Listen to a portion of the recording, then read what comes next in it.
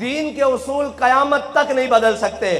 وہ دین کے اصول سیاست کے لیے ہوں، وہ دین کے اصول عبادت کے لیے ہوں، وہ دین کے اصول معاشرت کے لیے ہوں، وہ دین کے اصول تہذیب کے لیے ہوں، وہ دین کے اصول تمدن کے لیے ہوں، وہ دین کے اصول معاشیات کے لیے ہوں. دین کے اصول نہیں بدل سکتے. اگر دین کے اصول کوئی بدلنے آئے گا تو دین اس کو لٹا کے رکھ دے گا. اگر تم نے دین کا اصول اتنے سال بدل کے رکھا تو دین نے تمہارے ساتھ کیا کیا؟ اسلام نے تمہیں IMF کا بھکاری بنا دیا. آج پھر تم سود کے خلاف تم سپریم کورٹ میں اسلامی شرعی عدالت وفاقی شرعی عدالت کا فیصلہ چیلنج کرنے کے لیے جا رہے ہو. تو یہ یاد رکھنا، اگر تم اللہ اور اس کے رسول کے حکم کے خلاف گئے تو پھر یاد رکھنا اس ملک کو دیوالیہ ہونے سے کوئی نہیں بچا سکتا.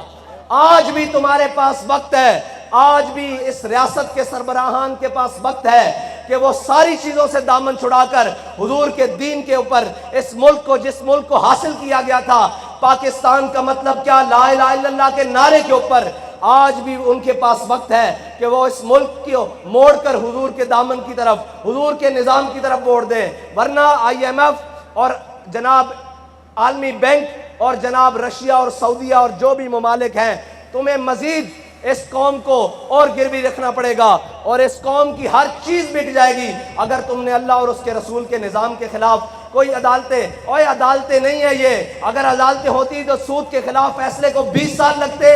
اور جس کو وفاقی شرعی عدالت کہہ رہے ہو تم، تو شریعت اس کو کہتے ہیں. شریعت کا تو میں نے کہا بدلے گا زمانہ لاکھ مگر قرآن نہیں بدلا جائے گا. سپریم کورٹ کون ہوتی ہے شریعت کے فیصلے کو بدلنے والی؟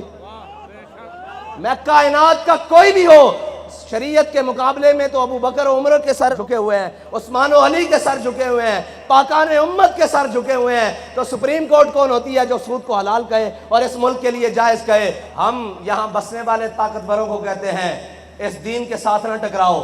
اس دین کے ساتھ ٹکرانے کے لیے ابو جہل بھی آیا تھا، اس دین کے ساتھ ٹکرانے کے لیے عتبہ اور شیبہ بھی آئے، اس دین کے ساتھ ٹکرانے کے لیے وہ مشرف بھی آیا، اس دین کے ساتھ ٹکرانے کے لیے وہ نواز بھی آیا جو آج اس ملک میں نہیں بھاگ کر باہر بیٹھا ہوا ہے. اس دین کے ساتھ بڑے بڑے جناب مذاق کرنے والے اور ضیاء الحق جیسے وہ باقی نہ رہے. اللہ کا دین آج بھی باقی ہے اور اللہ کا دین قیامت تک باقی رہے گا، کیونکہ جناب ان الدین عند اللہ الاسلام، اللہ کے ہاں دین ہے ہی اسلام. اس لیے اس کی بنیادوں کے ساتھ نہ چھیڑو. اگر اس کی بنیادوں کے ساتھ چھیڑو گے تو ذلت تمہارا مقدر بن جائے گی. وہ معاشی طور پر ہو، وہ غیرت کی طور پر ہو، وہ ہر طرح سے تمہارا مقدر بنے گی. اگر آج بھی اپنے آپ کو بچانا ہے تو علامہ اقبال سے پوچھ لیتے ہیں، اقبال اس امت کی، اس قوم کی بچت کس میں ہے؟ اقبال کہتا ہے زاں کے ملت را حیات از عشق اوست اور برگو ساز کائنات از عشق اوست. اقبال کہتا ہے کہ اگر امت مسلمہ اور یہ قوم دوبارہ عزت چاہتی ہے تو اپنے آقا و مولا کے دامن سے وابستہ ہو جائے.